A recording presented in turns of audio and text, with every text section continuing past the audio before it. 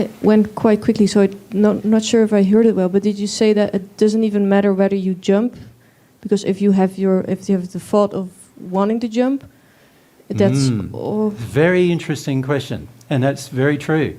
You can even have the thought of wanting to jump, but not do it, and there is a penalty on your soul. And then you also go to the hell. Well, no, it's not as severe as as actually jumping, is it? Yeah.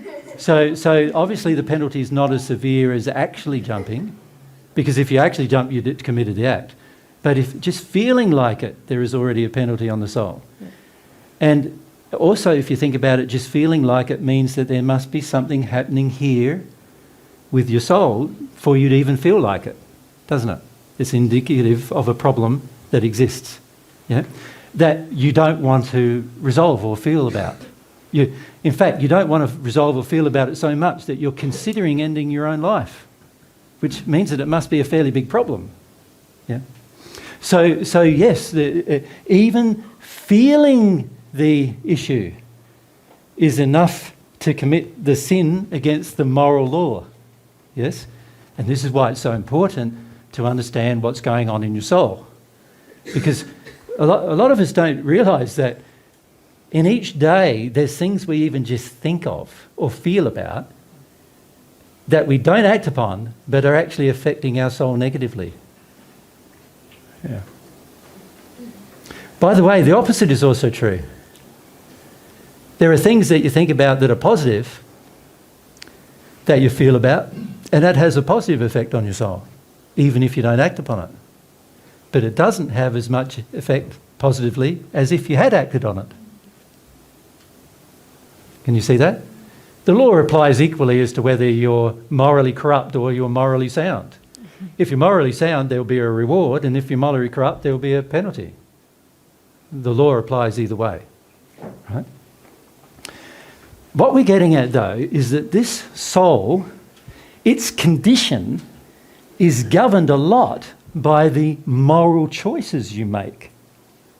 See, if you think about life on earth, for the most part, very few people really consider the moral choices they make. Now, there's huge amounts of literature on earth about moral choices, and particularly in religious faiths, you know, they talk about moral choices all the time. But in life in practice, for the most part, most people ignore morals, right? They don't consider morals very much unless it's affecting them.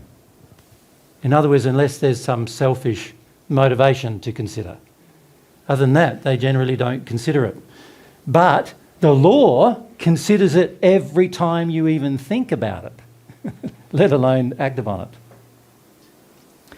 it. Bearing that in mind, can you see, firstly, one way to progress in terms of your soul condition is to be more moral.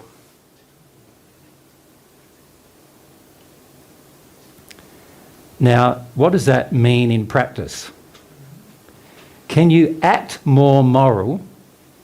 Can you use your mind to be more moral? Well, you can try, can't you? But how does it work? Can you... It feels like unattainable, doesn't it? Because there's desires, passions, longings towards the negative, towards the addictions that are driving your desires.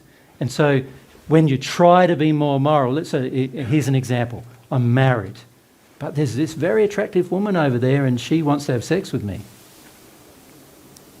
Right? Now, if the attractive woman's married, then it's a no. You're also married to me, so it sort of doesn't matter. But if it's somebody else other than the person that I am with, and particularly, I mean, my opinion, other than your soulmate, but if it's, and there's an attractive woman there, and I'm going, oh, here's an opportunity to get some senses and the opposite of passions. You could say the contrary thing to passions is addictions, couldn't you? Some addictions met, So here's my opportunity. Now, if Mary doesn't know about it,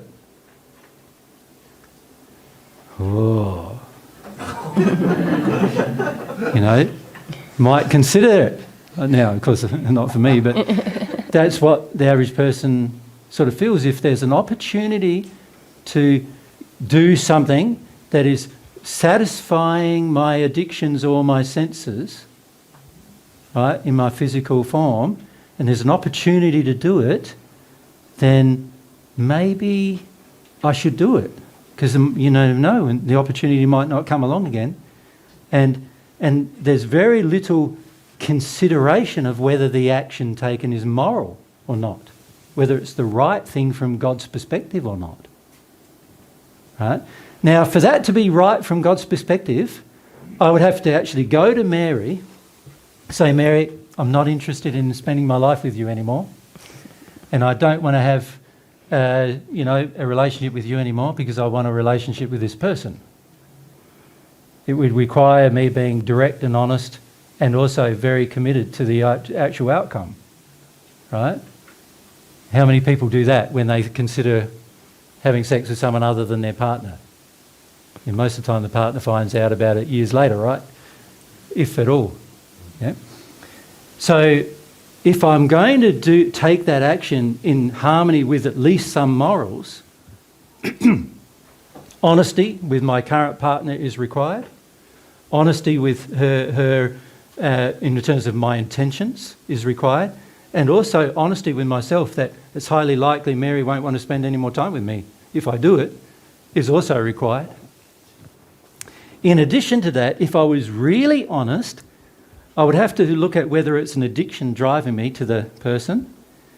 And if it was, there's a moral law that says if you use an addiction to take an action, there's a restriction.